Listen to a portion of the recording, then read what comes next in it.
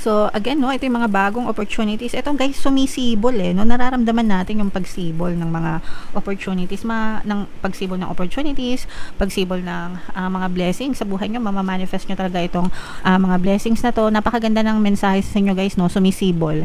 Sumisibol yung mga manifestation nyo pagdating sa kaperahan. Sumisibol yung kaperahan, yung mga blessings sa buhay nyo. And ito, guys, sabi ko sa inyo, kapag ka ito'y na-expand nyo, napalago nyo, no? Napasibol nyo, guys, talagang pag-unlad, no?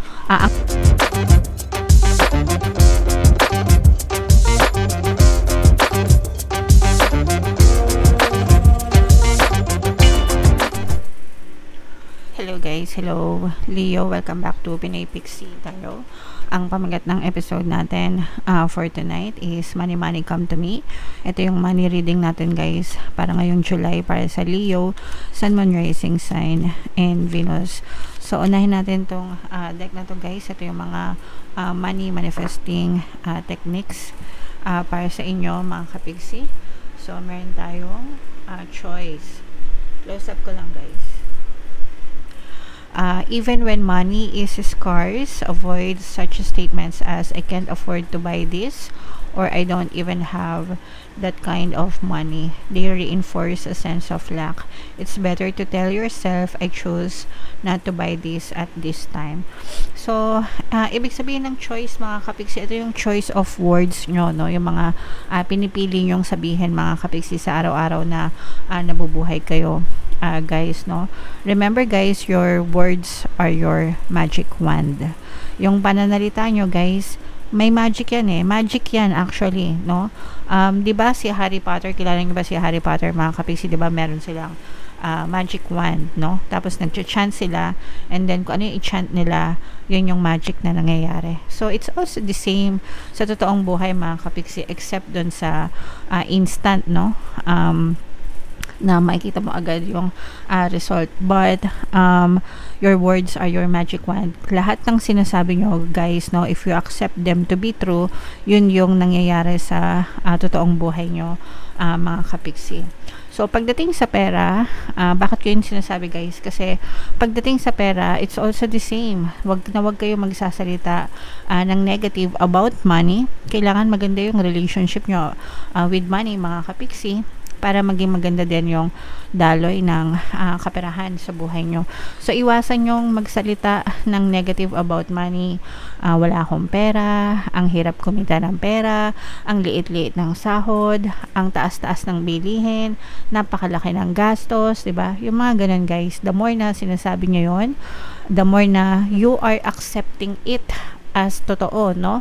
And the more na mapupush out siya sa inyong physical reality. In short, mas lalo nyo siyang ma-experience sa buhay nyo. So, when it comes to money, or kahit anything, guys, no?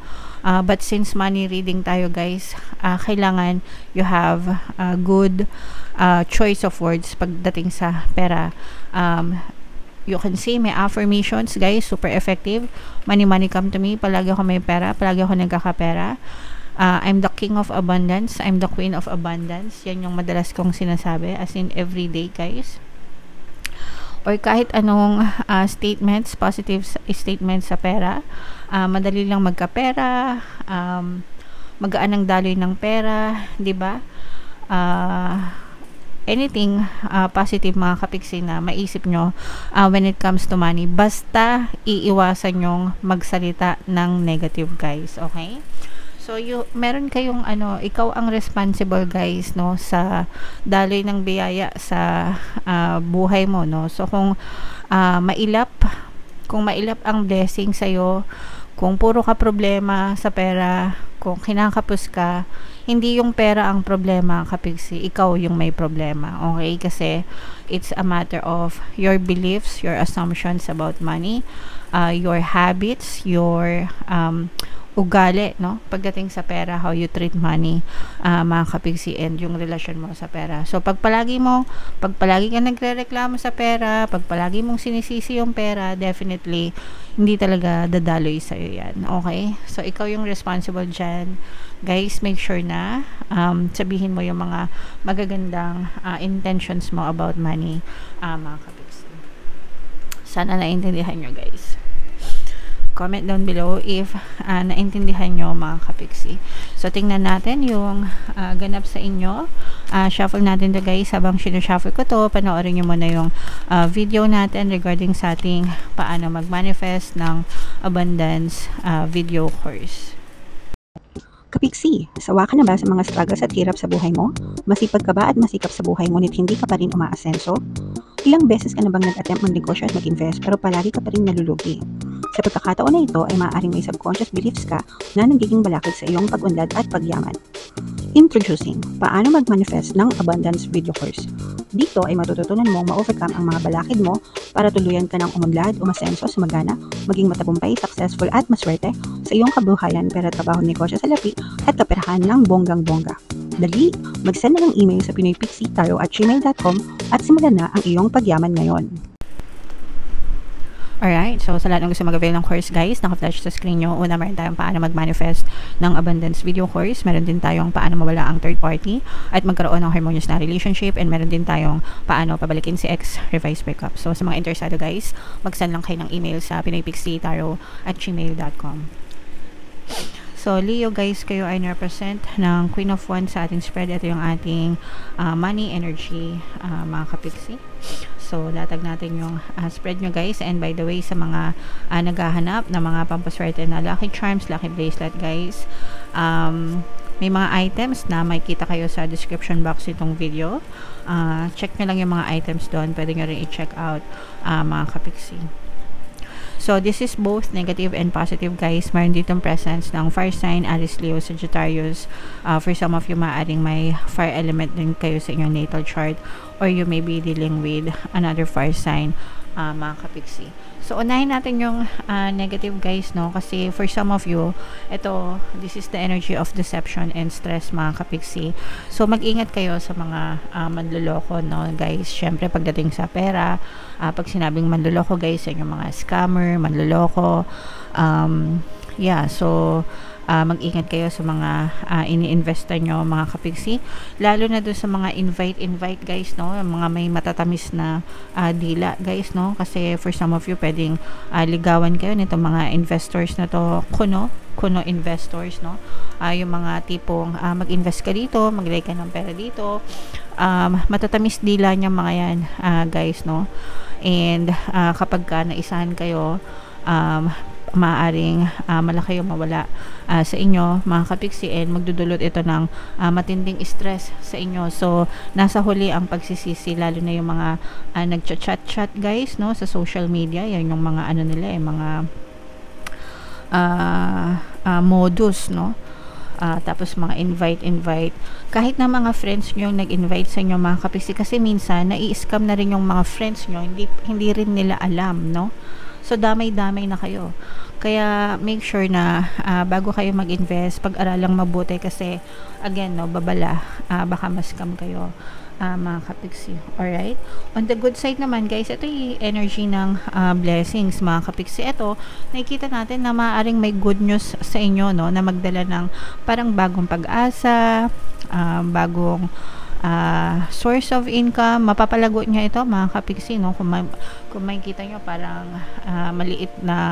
maliit pa lang siya, di ba? Parang isa lang yung dahon niya, pero eventually guys mapapalago niya ito.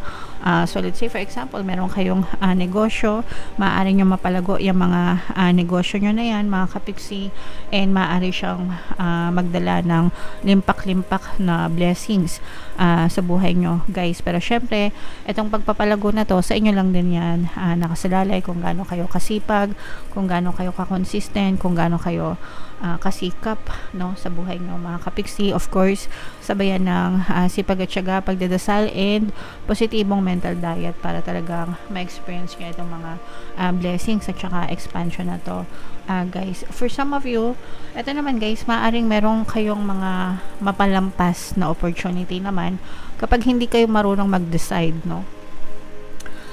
Minsan kasi nagdadasal tayo, sana po ganito, sana po ganyan, tapos may dadating na opportunity, hindi nyo naman pinapansin, no. Akala nyo pag nagdasal kayo, pera agad talaga yung ibibigay sa inyo. Hindi ganun guys, no. Syempre opportunities yan guys, kayo yung mag-e-explore, kayo yung magtatrabaho para dun sa mga opportunities na yon. Kung hindi kayo marunong umaksyon guys, maliliban or liliban or lilisan lang itong opportunity na to and mamimiss nyo. So, sayang naman. Kaya make sure na marunong kayong magplano, marunong kayong mag-take ng action sa mga opportunities, mga kapiksi. And of course, guys, syempre, pag-aralan, no? Talaga, para maiwasan yung mga scam, guys. Okay? Alright. So, what else, mga kapiksi? Tingnan pa natin. So, again, no, ito yung mga bagong opportunities. Ito, guys, sumisibol, no? Nararamdaman natin yung pagsibol ng mga opportunities, ng pagsibol ng opportunities, pagsibol ng mga blessings sa buhay nyo. Mamamanifest nyo talaga itong mga blessings na to. Napakaganda ng mensahe sa inyo, guys, no? Sumisibol yung mga manifestation nyo pagdating sa kaperahan. Sumisibol yung kaperahan, yung mga blessings sa buhay nyo. And ito guys, sabi ko sa inyo, kapag ka ito'y na-expand nyo, napalago nyo, no? Napasibol nyo guys, talagang pag-unlad, no? Angat yung buhay nyo, no? May chance na umangat yung buhay nyo, mga kapiksi, and talagang matatamasa nyo itong, sabi ko nga kanina, diba guys, limpak-limpak na blessings, limpak-limpak na biyaya, kasaganaan, pagpapala. So, trabahuhin nyo ito guys, no? Make sure na sipagan nyo talaga, pagsikapan nyo, pag-aralang mabuti, sabayan ng dasal, effort, and positibong mental diet guys, talagang uunlad yung inyong kabuhayan pagdating sa kaperahan nyo. Mamamanifest nyo talaga yan, mga kapiksi. Okay? So, napakaganda guys, napaka-positive. Again, no, paalala, mga kapiksi, itong choice of words na to, everyday lang kayo mag-focus guys sa mga blessings, sa mga biyaya, no, para talagang matamasan nyo itong mga pag-unlad at pag-asenso na to. Napakarami natin guys na mga pampaswerte subliminals sa ating channel, no? Kung di kayo marunong mag-affirm, at least pakinggan yung mga subliminals guys, kasi punong-puno na yon ng positive affirmations. Yung subliminal na yung magtatrabaho sa inyo, basta wag lang kayong nega, mga kapiksi. Alright? So, i-main-main nyo na to, mind blessings, pagpapala, kasaganaan, pag-unlad, pag-asenso, pag-usbong, no? Manifestation, pag-usbong ng kaperahan sa buhay nyo, mga kapiksi. Lahat yan, i-main-main nyo na sa comment section, Leo. For more readings guys, ito yung playlist nyo. Ito naman yung ating success stories ng paano mag-manifest ng abundance video course. Thank you for liking, sharing, and subscribing, mga kapiksi. See you next time. I love you all. Have a nice day. Bye-bye.